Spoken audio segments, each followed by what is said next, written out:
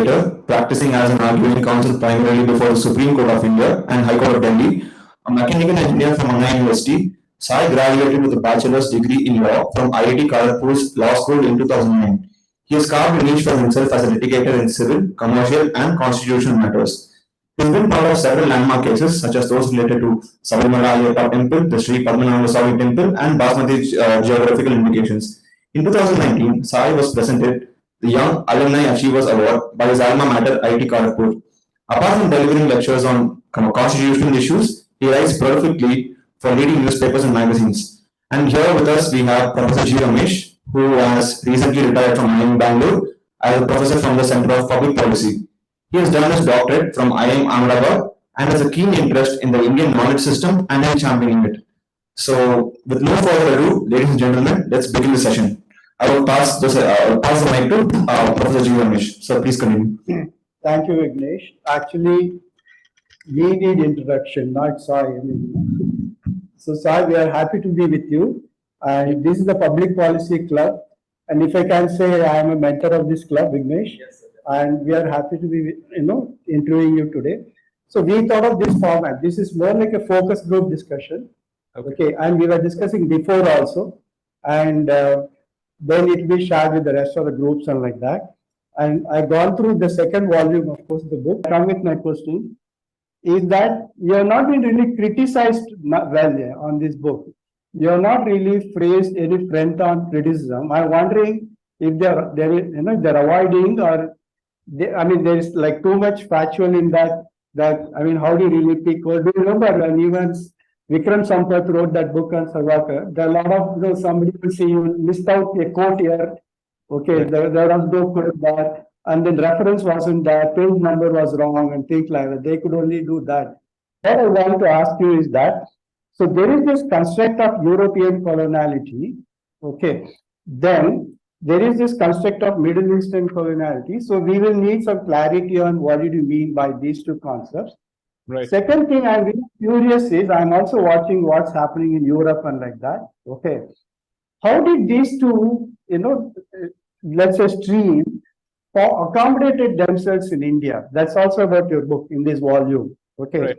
How did they accommodate themselves in India, and how did how are we handled that? Rather, we couldn't handle that. That was your main thinking about that. Right. So I would like to know what is this construct, European and Middle East? How did they really accommodate themselves here? And they seems to have managed it also. Though in Europe it's actually failing. Okay, they are really facing the reverse brunt there. Okay, but that's for another day. I would love to really interview on that. How they are facing.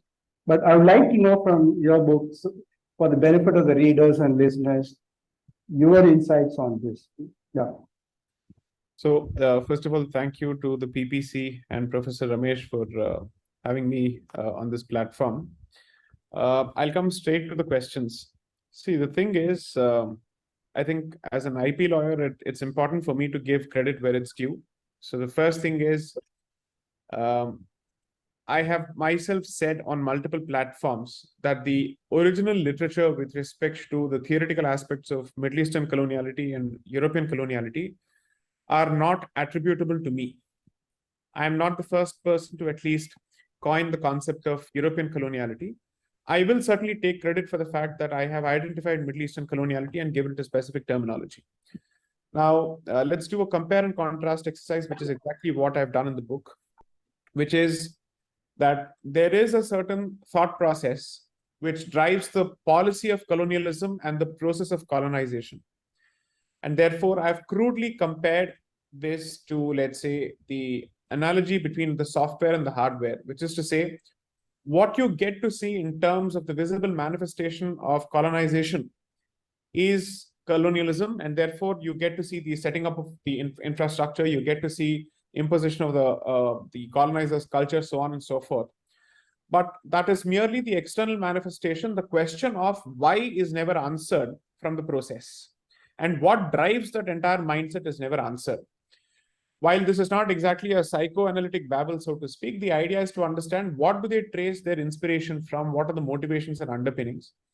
And therefore, as I've recognized and attributed in the introduction to the first book, I was pushed into the literature in this particular direction by Dr. Indu Vishwanathan, who is a professor of pedagogy as well as transnationalism or transnational consciousness in New York, and who, during the course of a conversation in April 2020, where I was interacting with the Indian diaspora in the United States on the eve of Dr. Ambedkar's birthday, on several issues, right from the misconceptions with respect to CA 370, so on and so forth.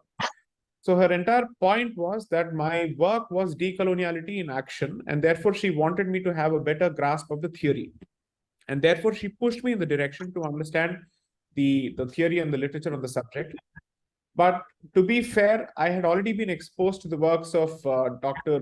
Balagangadhara, S.N. Balagangadhara, as well as Jacob D. Ruber during the course of my readings on political science, on history, on religion, so on and so forth. More on political science and consciousness. And therefore, I saw a very clear, let's say, map emerging, which I thought needs to be presented at a very fundamental level. Because it's possible for someone to argue on Article 370 independently. It's possible for someone to argue independently on Sabarimala or on, let's say, the Places of Worship Act or the opposition to the CAA.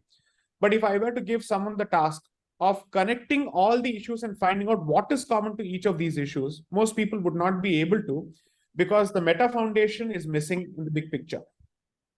And therefore, the idea was to come out with that entire, let's say, subterranean issue, which needed to be understood, because that formed the foundational structure for all these manifestations. And therefore, I wanted to understand, why is it that we struggle to think in our native tongues? Why is it that we struggle to even have apps in our native tongues on our phones?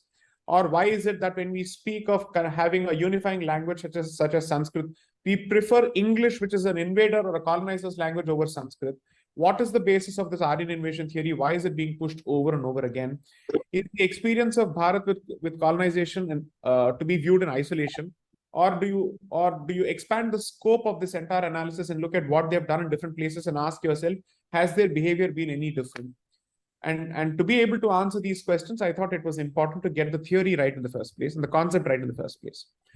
So if I were to undertake a compare and contrast exercise, I would ask readers to look at the first book as a lens or a specs that I'm giving them to look at the subsequent books. You will be able to make better sense of the second, third, and the fourth books, because it's no more a trilogy, it's a quadrilogy or a tetralogy. Once you have the lens that I'm handing to you, which is the first book, where I introduce the concept, where I explain how this manifests itself in the education system, how it manifests itself in the political system, in the administrative infrastructure, in the bureaucratic infrastructure, in the linguistic infrastructure. These are the issues that I've tried to identify in the first book.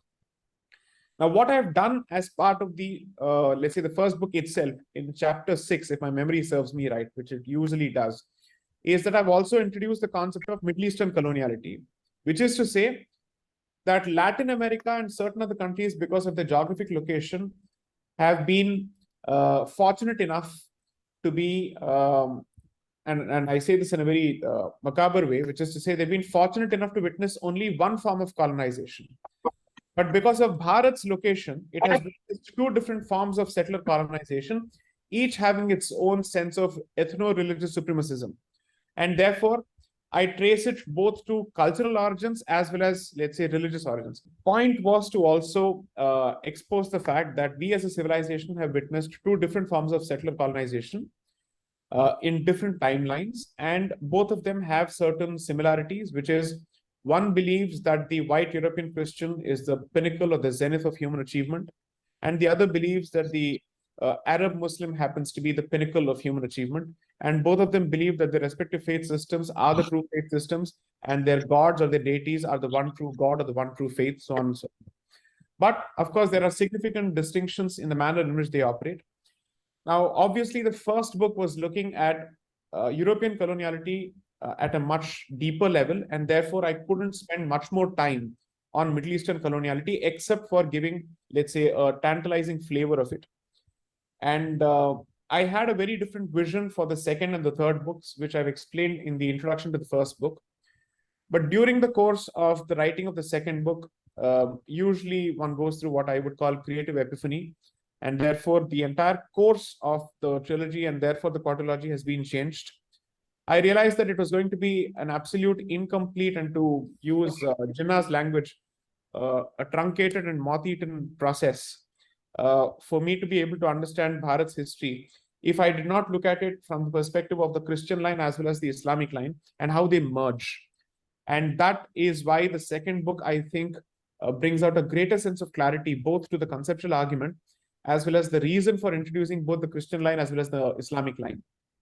So what I've done is, after having introduced the concept in the first book and to a significant degree the impact of European coloniality on Bharat's history, specifically on Bharat's journey towards constitutionalism, in the second book, I go back in time a bit more and I start from the fall of the Mughal Empire in the 1700s, and then gradually look at how the seeds of the two-nation theory were sown much before Syed Ahmad Khan or Muhammad Ali Jinnah or the usual culprits or suspects showed up on the scene, and how this forms part of a larger collective continuum in terms of the thought process, which has been passed on generation to generation, and whether there are any theological underpinnings.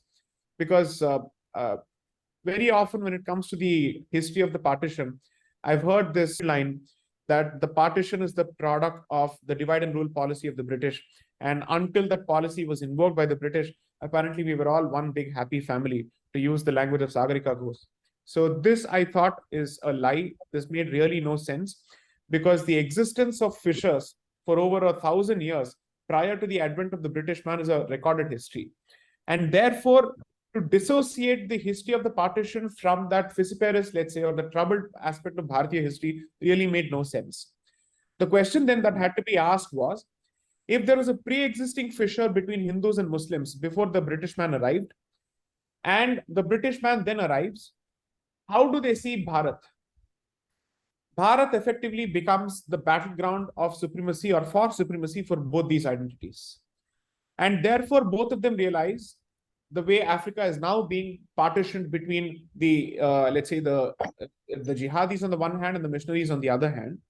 The same way Bharat has been the battleground, at least for 200 to 300 years, I'd say maybe from the 16th century onwards, ever since the first East India Company port was set up in Surat after they got permission from, I think, Jahangir.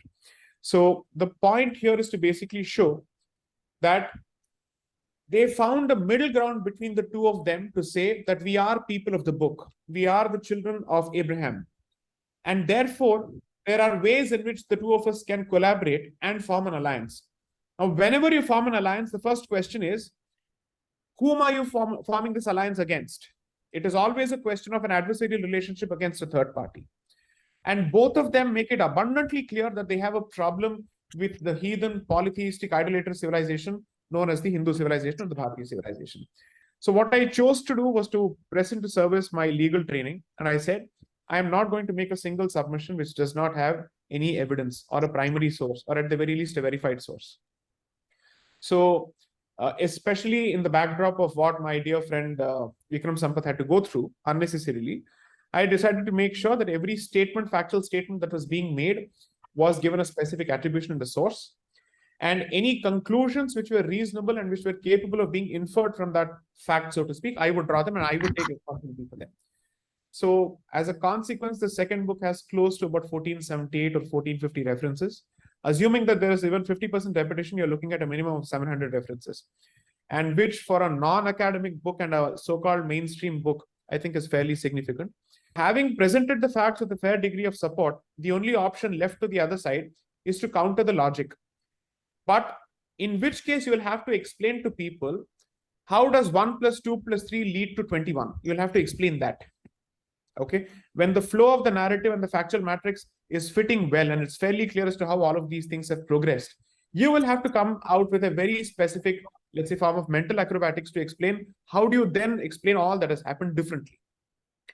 So, for instance, I think a couple of months ago, or maybe in the backdrop of the CA discussion that happened on the floor of the parliament,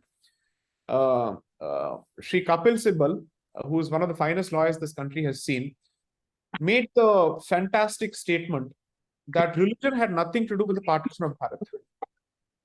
And that two-nation theory had nothing to do with religion. This was a statement. Now, people can get away with these kind of statements simply because the current generation really has no sense of history, and they have not been exposed to history in the manner in which they are supposed to be, which is fact, fact, fact, fact, fact. Instead, fact has been replaced with opinion. So I've gone back to the old school of history writing, which is to say, I will present facts and let us see if I can trust the common sense of the reader to arrive at the right conclusion on their own, without me having to, let's say, force feed my opinions onto them. That's the strategy that I've typically employed. Fortunately, this has actually worked to my benefit, because the silence of the other side and their inability to attack me on facts is proof of what I've done so far. Now, the only question that had to be addressed was, are you going to employ the standard strategy of, if I can't respond to an argument, I might as well remain silent about it so that I don't acknowledge the existence of the argument? That seems to be the strategy at play at this point. The standard response has been that let's not give it too much of attention lest it gets more platform and more mileage and whatnot. But you can't do that in the age of social media, because your silence coupled with media clout means more and more people are going to read it. I have about 352,000 followers on Twitter and about, let's say, at least close to 1 lakh on Facebook, on Instagram, and let's say LinkedIn put together. And even if 25% of the particular population were to buy the book, it reaches the bestseller chart, and there's nothing that anybody can do about it. Okay. Therefore, one of the things that I have employed consciously as a matter of strategy is to make sure that the content of the book is fairly clear to this particular audience so that they read. And the best part of the current generation, once you give them the ammunition to read, is that they take ownership of the material themselves. So the first book has been the subject of multiple discussions, multiple, let's say, group discussions, and so on and so forth. And students have taken ownership. They've come out with storybooks and flowcharts and diagrams on their own. The second book is going through that process even more. And fantastic questions have begun being asked, which is, why was this never taught to us in schools and colleges? That is the precise question that I want them to ask, and they've started asking the question. So I think for all practical purposes, both books have hit home runs. I just hope that I continue with this to finish the narrative. The third and the fourth books will come out in January 2024 and Jan 2025, because Jan 2025 would be the 75th year of the Republic. That is when I hope to complete this particular tetralogy. That's the long answer to your short question. Thank you, Sai. Even after reading your book, I'm still yet to come out of the NCERT books. Okay, so I'm looking for still, I need to read, I think, your book. I hope I can come over. In your talk, you kept saying like Bhartiya, Bhartiya. I also wanted to ask you, like, I mean, intuitively we understand, for my clarity, what it means, Bhartiya consciousness. What does it mean, Right. Because that's also linked to, constitutionalism and all that. There is a different notion of an India, and there is a different notion of Bharat. Most people are not comfortable identifying with the name Bharat because they're afraid of being branded as fundamentalist and anti-secular or unsecular, and therefore India is the secular safe option. In fact, my good friend who runs this policy think tank called Brihat, who's the founder of it, his name is Raghava Krishna, who's made the transition from the gaming industry to public policy, made this point on the distinction between consciousness and identity. Identity is to talk about a particular identity. Consciousness is to practice that particular identity, which is to say, you can either talk Hindu or be Hindu, or you can be both. But most of us are talking Hindus. We are not being Hindus. We are not practicing Hindus in that particular sense. Assume for a moment that the Hindu population had a very clear idea of its own consciousness. I suspect that we would have never had a controversy such as Sabarimala, because we have reduced Hindu identity to that of a specific legal identity. We don't understand what it means to be a practicing Hindu. We don't understand what it means to respect our own traditions. 2 days ago, in fact, I came back from Bangalore only today. I was there until 2 days ago. I happened to watch Kantara last evening in Bangalore. Watch that movie, and you will realize what it means to be a Hindu and a conscious Hindu, and you will understand the distinction between consciousness and identity. What a fantastic case study that movie is, because that person has been able to relate to the way of life of the locality or the region he comes from, so much so that he has successfully conveyed this on the big screen. and a local experience, which is meant to be not just the Kannadiga experience, but the coastal Karnataka experience, he has managed to make it resonate with the rest of the world. That is the conviction with which he's been able to showcase his own background and his own roots with confidence, with reverence, with intensity, with passion and conviction. That is the meaning of consciousness. So in the book, I've clearly struck a distinction in the first book that identity is external, which is what the world sees. Consciousness is internal, which is what you are. Whether you are a practicing Hindu, whether you understand what are your traditions about, what are your, let's say, faith systems about. So identity can be reduced to merely a legal identity, which is to say you're a Hindu on paper. That's it. Beyond that, you know nothing about your culture. But if you happen to be a conscious Hindu or a practicing Hindu, then you go beyond the identity, which is meant to be just a legal marker, so to speak, and you ask, what does it mean? Does it have a real bearing on my day-to-day practices? Does it have a real bearing on my ability to take a decision? Assuming if I were a parent, what kind of a school would I want my children to be in? What kind of, let's say, traditions and practices and knowledge systems would I want to pass on to my children? Those are questions that a practicing Hindu would necessarily ask. That is the distinction between consciousness and identity. So which is why one of the things that I've actually underscored in the first book is that there is a creature called Dino, which is Hindu in name only, because he subscribes to the Hindu identity, but not to the Hindu consciousness. Okay, that is the distinction. Okay, I have one question regarding the thing that you said about colonialism. So you said that there were two kinds of colonialism, like the superiority of Arab Muslim men and white Christian. So I want to ask that there was always a supremacist in India. Like if you see the caste structure, then you see that Brahmins were at the top. So I want to ask is that we already had a hierarchy. So how it is different for the lower caste under the Middle Eastern colonialism and under I mean European colonialism? It would be same for them, right? I would say that it was kind of liberating under the European colonialism for them. I mean, because they got the right to education and stuff. That is why I'm saying I don't mean anything else. No, you put it well. You put it I'm well. so happy you're actually asking these questions because you are the specific target audience of the first book. Okay, to actually bust this particular notion. So I don't know if you've heard of the Spartacus rebellions under the Roman Empire and multiple rebellions that took place across the world under colonizing empires or invading empires. Okay. The test of whether there is a fissure in a particular society is at some point, someone is bound to rebel and pick up the weapon. Okay. Now, the best part of what you said is prior to the entry of the Western Christian missionary and the East India Company, and before that, the Portuguese East India Company, the Dutch East India Company, and all of them, is that none of them has been able to show a single instance of a caste-based rebellion in Bharat. In all their so-called Indological studies, they have not been able to show one armed rebellion of any sort whatsoever. The only way that they've been able to justify this is to say that Jainism and Buddhism are reformation movements and rebellion movements against Brahmanism. That's been their argument. That's been their position.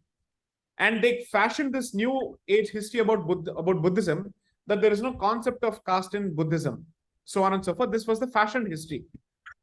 Anyone who's bothered to read what Buddha said himself about the Varnashrama system, he castigated a woman for having physical relations with someone who was outside of her jati and varna. And he went to the extent of saying that his successor in terms of his bodhisattva lineage after him would either be a Kshatriya or a Brahmana. So much for the non-casteist nature of Buddhism. That is the funny part about Bhartiya literature, that this is what we think we know of Bhartiya literature and Bharat's history. Second, I have just one question to ask of you. How many Varnas or how many castes are there in Hinduism according to you? So Varnas, I mean, there are the top, I mean, the four are in the Varna system and the rest is like Ati Shudras and Avarna, we call them. So that I know. Okay. Now, we don't have 4 varnas, we have 16 varnas. That's the first clarification. Okay. Which is to say, you may be born a Brahmin and you may live like a Brahmin, then you would be a BB, a Brahmin. You may be born a Brahmin, but you may conduct yourself in the form of a Kshatriya, you would be a BK. You may be born a Brahmin and you may behave like a Vaishya, then you would be a BB. You may be born a Brahmin, but with Shudra tendencies, then you would be a BS. The very same permutation and combination works across the board for each of these communities, which means there's been a Shudra Brahmin, there's been a Shudra Kshatriya, there's been a Shudra Vaishya, and there's been a Shudra, which is exactly why you have Shudra kings as well. Right? This is exactly why we need to understand Bhartiya history and specifically the history of the so-called caste system even better. So for your benefit, I will give you 2 specific works, or in fact, only one specific work, which I think you must read, which I've referred to extensively in the first book. There's a brilliant author or a brilliant scholar by the name Nicholas B. Turks, who's written this book called Castes of the Mind, and this was published in 2002. This book I've referred extensively because he clearly shows how caste was a foreign notion and varna is the domestic notion. Caste comes from the Portuguese word casta. That effectively means that the Portuguese society had a caste structure because they had a word called casta. And when they came to Bharat and they saw the varna system, they chose to understand the varna system through the lens of casta, and therefore caste was equated with jati and varna. The assumption that the Shudras and others were kept away from education is fundamentally erroneous. There is no proof of it. Even under the British man, with close to 5.5 lakh Gurukulas across the board, I have cited examples of how each of these Gurukulas had a good number of Shudra students. So qualify your answer and your position to say something different. The specific ability to read the Vedas and to disseminate the Vedas was limited to Brahmins. That is different from saying that others were deprived of education. That is a broad statement. That is not a qualified statement. That is not a factual statement. Now, when it comes to Vedic knowledge, there is a specific reason that it was kept in the hands of a few people, because it is seen as not just knowledge. It is not just seen as spirituality. It is seen as metaphysics, which means you will need to follow a specific code of conduct in terms of what you do from morning to evening. And therefore, they decided those who do not subscribe to this particular way of life cannot have access to this particular knowledge system because it's extremely sensitive, period. It's as good or as bad as saying that in order for you to have a tertiary degree such as a PhD or a postdoc research, you need to be able to qualify a few things. You need to be able to prove yourself in a certain way. So first thing, the assumption that others did not have access to education is incorrect. Now let's flip this aside. Could the Brahmins have had access to the knowledge system of the Vishwakarma or the Sthapati? They could not have had. That is exactly what we don't want to talk about. Which is to say, it's not as if the Brahmin could do everything and the others could not do anything. No. Every territory was limited to a particular group, which means the access to that particular territory for other groups were restricted as much. I'll give you an example from pop culture. What is the popular example that comes to your mind about the unfair treatment of a student by a teacher from Mahabharata? What example do you give typically? Ekalavya and Drona, correct? On the basis of the caste system. That is correct. That's the example you give, right? Please look at the Mahabharata, and if you understand Sanskrit, fantastic. But if you don't, look at Kesari Mohan Ganguly's authentic translation of the Mahabharata, wherein he shows the number of instances where all the Kshatriya warriors are telling the Brahmins among the Kauravas, which is to say both Dronacharya and Kripacharya, oh Brahmin, the battlefield is not the place for you. You go back to your ashram. This is the place of the Kshatriya. This is the argument, or this is the taunt that is actually made. So when you look at the issue of, let's say, caste equations or Varna equations, it is not monolithic. It is not a one-way street. It has gone always front and back. So let's get our facts and concepts clear. Who are Avarnas? Let me explain that to you. Marital relations in the traditional system is determined on the concept of 2, let's say, up and down movements. It's called Anuloma and Pratiloma. Anuloma means, you understand Anuloma and Pratiloma, right? those people who marry through the Pratiloma way are the ones who are effectively kept outside the Chaturvarna system simply because they don't fall under the existing rules for the Chaturvarna system.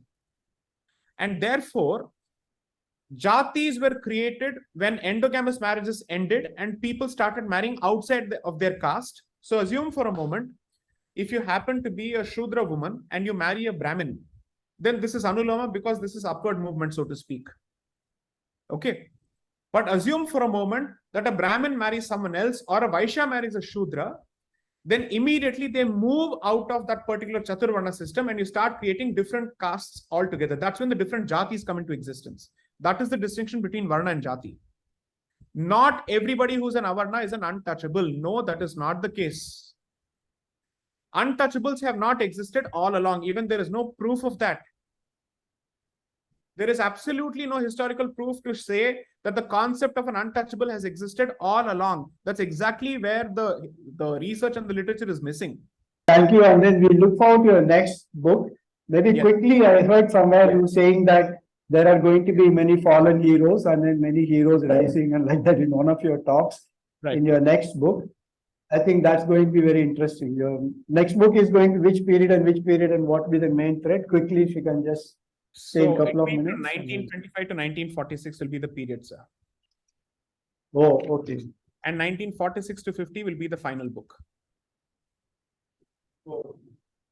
But I won't start writing for the next 4 months because this book has consumed enough of my life and energy. So I'll need a break.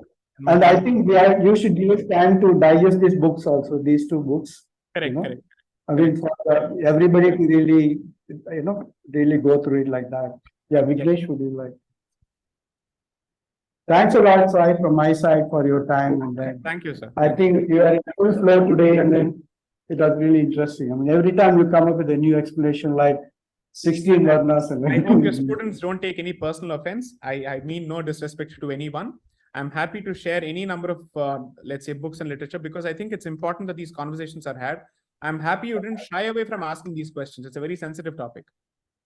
Yes, please go on. No, you put it beautifully, rather. I really appreciate that. Correct, Yeah. correct. Thank you. Thank you, sir. We had so much to learn today.